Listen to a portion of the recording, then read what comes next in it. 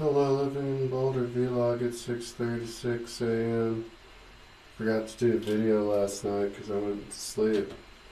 Got to sleep at like 6 in the morning, and then I was laying there and I thought to myself, I forgot to do the video, and then I was just about to go to sleep, and then I remembered. So the last time I did the video, I was just getting started with the ropes of the Coliseum. And yeah, so I think today's my second full day working on it. I'm on rope like 72 or something out of 160.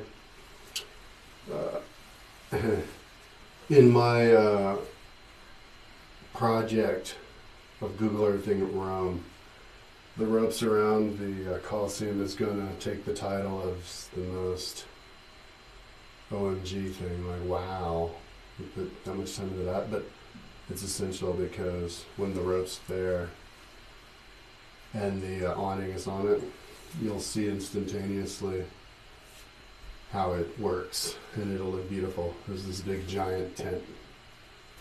So I don't think I'll be done with the Coliseum by Sunday because I have to draw the bleachers. There's 22 of them just on the second row section. I think there are 3 of them. So I don't mind spending so much time on the Google Earthing the Coliseum because I've always been fascinated with that building. It's always been my favorite building because it's a 2,000-year-old modern building, and 2,000 years ago it was must have been amazing for some barbarian who's used to just running through the woods naked to all of a sudden be in some giant modern, style Coliseum. And it still exists, and it's the only one. So there are other Colosseums, but it's the only one that's that intact and in Rome. So I rediscovered that program called SketchUp, where you could build models for Google Earth. I think it's the stuff you see when you click 3D on Google Earth. And that would have been really cool to build. And if I'd have thought more before I dived into this project, I would have bought that program and done it with that program instead of what I'm doing. But the one that I'm using now, I think overall it's faster probably because I'm just tracing. And it's all I really wanted in the first place anyway. I just wanted something that you could look at and you'll know what it is. You'll know how it looked then.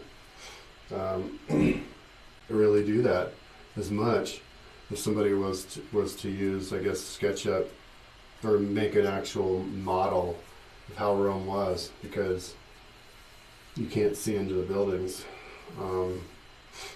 And yeah, I guess with them they have a feature where you can do that. But the way that I'm doing it, you can travel into the buildings and see through them from up above.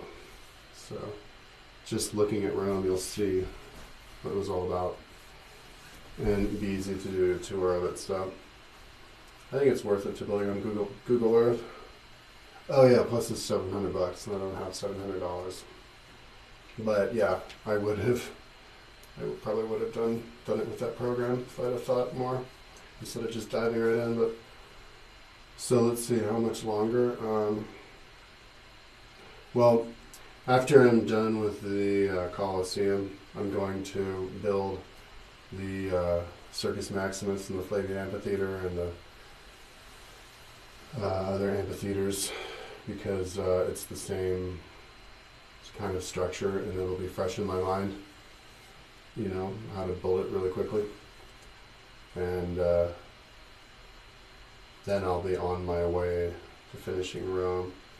I'm just going to be too lazy to demonstrate what I'm doing, how far I've come so far with my little green screen. in the background, but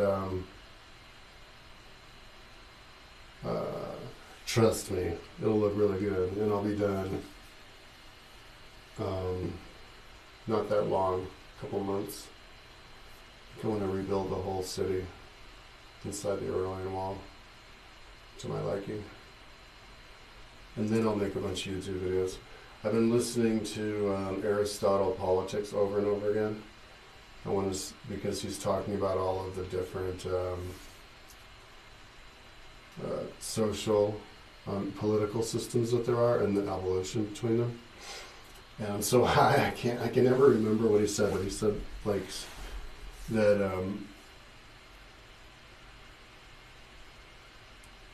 oh man. But anyway, I'll talk about that when I'm not quite so high. And also I was listening to Donald Trump, Art of the Deal.